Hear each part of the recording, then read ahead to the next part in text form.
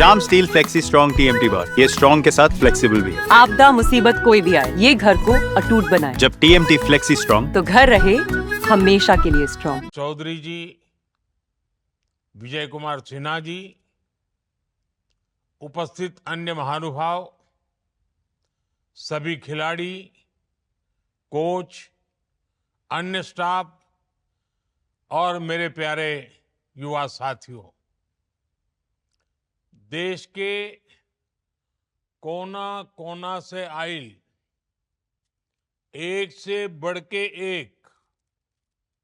एक से निमन एक रउआ खिलाड़ी लोगन के हम अभिनंदन करत बानी।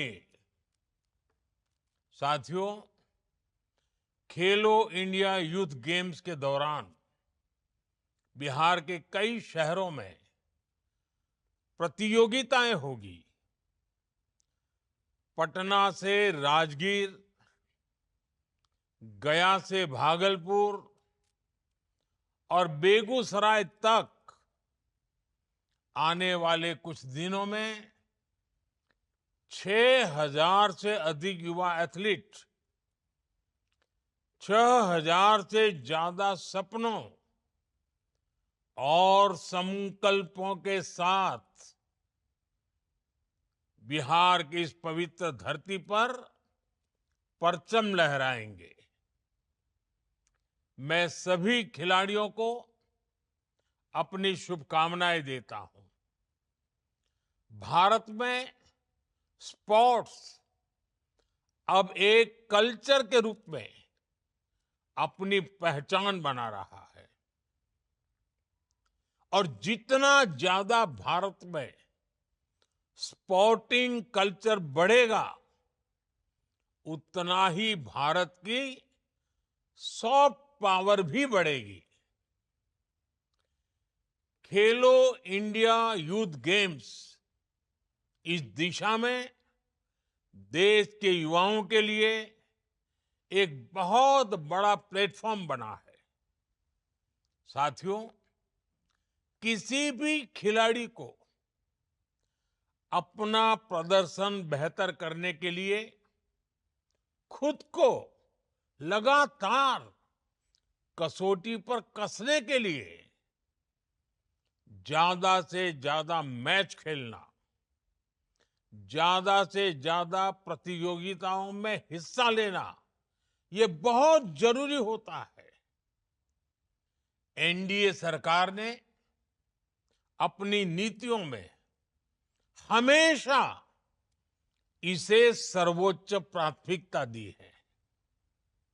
आज खेलो इंडिया यूनिवर्सिटी गेम्स होते हैं, खेलो इंडिया यूथ गेम्स होते हैं, खेलो इंडिया विंटर गेम्स होते हैं, खेलो इंडिया पैरा गेम्स होते हैं, यानी साल भर अलग अलग लेवल पर पूरे देश के स्तर पर, राष्ट्रीय स्तर पर लगातार स्पर्धाएं होती रहती हैं। इससे हमारे खिलाड़ियों का आत्मविश्वास बढ़ता है, उनका टैलेंट निखर कर सामने आता है। मैं आपको क्रिकेट की दुनिया से एक उदाहरण देता हूं। अभी हमने आईपीएल में बिहार के ही बेटे वैभव सूर्यवंशी का शानदार प्रदर्शन देखा। इतनी कम आयु में वैभव ने इतना जबरदस्त रिकॉर्ड बना दिया।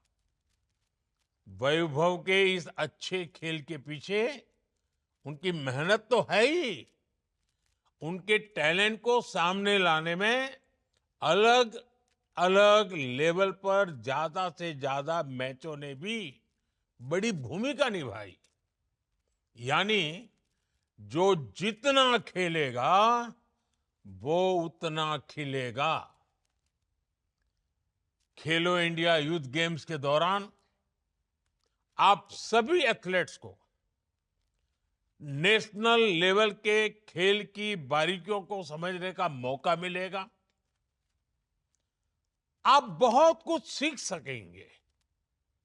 साथियों, ओलंपिक्स कभी भारत में आयोजित हो, ये हर भारतीय का सपना रहा है। आज भारत प्रयास कर रहा है कि साल 2036 में ओलंपिक्स हमारे देश में हो। अंतर्राष्ट्रीय स्तर पर खेलों में भारत का दबदबा बढ़ाने के लिए स्पोर्टिंग टैलेंट की स्कूल लेवल पर ही पहचान करने के लिए सरकार स्कूल के स्तर पर एथलीट्स को खोज कर उन्हें ट्रेन कर रही है। खेलो इंडिया से लेकर टॉप स्कीम तक एक पूरा इकोसिस्टम इसके लिए विकसित किया गया है। आज बिहार सहित पूरे देश के हजारों एथलीट्स इसका लाभ उठा रहे हैं। सरकार का फोकस इस बात पर भी है कि हमारे खिलाड़ियों को ज्यादा से ज्यादा नए स्पोर्ट्स खेलने का मौका मिले। इसलिए ही खेलो इंडिया यूथ गेम्स में गतका, कलारी पयट्टू, खो खो, मलखंब और यहां तक कि योगासन को शामिल किया गया है।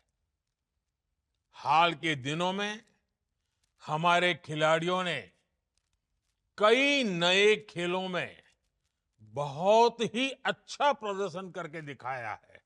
वुशु, सेपाक टकरा, पंचक सिलाट, लॉन बॉल्स, रोलर स्केटिंग जैसे खेलों में भी अब भारतीय खिलाड़ी आगे आ रहे हैं। साल 2022 के कॉमनवेल्थ गेम्स में महिला टीम ने लॉन बॉल्स में मेडल जीतकर सबका ध्यान आकर्षित किया था। साथियों, सरकार का जोर भारत में स्पोर्ट्स इंफ्रास्ट्रक्चर को आधुनिक बनाने पर भी है। बीते दशक में खेल के बजट में 3 गुना से अधिक की वृद्धि की गई है। इस वर्ष स्पोर्ट्स का बजट करीब 4,000 करोड़ रुपए है। इस बजट का बहुत बड़ा हिस्सा स्पोर्ट्स इंफ्रास्ट्रक्चर पर खर्च हो रहा है। आज देश में 1,000 से अधिक खेलो इंडिया सेंटर्स चल रहे हैं। इनमें 3 दर्जन से अधिक हमारे बिहार में ही है। बिहार को तो एनडीए के डबल इंजन का भी फायदा हो रहा है। यहां बिहार सरकार अनेक योजनाओं को अपने स्तर पर विस्तार दे रही है। राजगीर में खेलो India state centre of excellence की स्थापना की गई है। बिहार खेल विश्वविद्यालय, राज्य खेल अकादमी जैसे संस्थान भी बिहार को मिले हैं। पटना गया हाईवे पर स्पोर्ट्स सिटी का निर्माण हो रहा है। बिहार के गांवों में खेल सुविधाओं का निर्माण किया गया है। अब खेलो India youth games national sports map पर बिहार की उपस्थिति को और मजबूत करने में मदद करेंगे। साथियों, स्पोर्ट्स की दुनिया और स्पोर्ट्स से जुड़ी इकोनॉमी सिर्फ फील्ड तक सीमित नहीं है। आज ये नौजवानों को रोजगार और स्वरोजगार को भी नए अवसर दे रहा है। इसमें फिजियोथेरेपी है, डेटा एनालिटिक्स है, sports technology, broadcasting, e sports, management, ऐसे कई सब सेक्टर्स हैं और खासकर तो हमारे युवा coach, fitness trainer, recruitment agent, event manager, sports lawyer, sports media expert की राह भी जरूर चुन सकते हैं। यानी एक स्टेडियम अब सिर्फ मैच का मैदान नहीं, हजारों रोजगार का स्रोत बन गया है। नौजवानों के लिए स्पोर्ट्स एंटरप्रेन्योरशिप के क्षेत्र में भी अनेक संभावनाएं बन रही हैं। आज देश में जो नेशनल स्पोर्ट्स यूनिवर्सिटी बन रही है या फिर नई नेशनल एजुकेशन पॉलिसी बनी है, जिसमें हमने स्पोर्ट्स को मेन स्ट्रीम पढ़ाई का हिस्सा बनाया है, इसका मकसद भी देश में अच्छे खिलाड़ियों के साथ साथ बेहतरीन स्पोर्ट्स प्रोफेशनल्स बनाने का है। मेरे युवा साथियों, हम जानते हैं जीवन के हर क्षेत्र में स्पोर्ट्समैनशिप का बहुत बड़ा महत्व होता है। स्पोर्ट्स के मैदान में हम टीम भावना सीखते हैं, एक दूसरे के साथ मिलकर आगे बढ़ना सीखते हैं। आपको खेल के मैदान पर अपना बेस्ट देना होगा और एक भारत श्रेष्ठ भारत के ब्रांड एम्बेसडर के रूप में भी अपनी भूमिका मजबूत करनी है।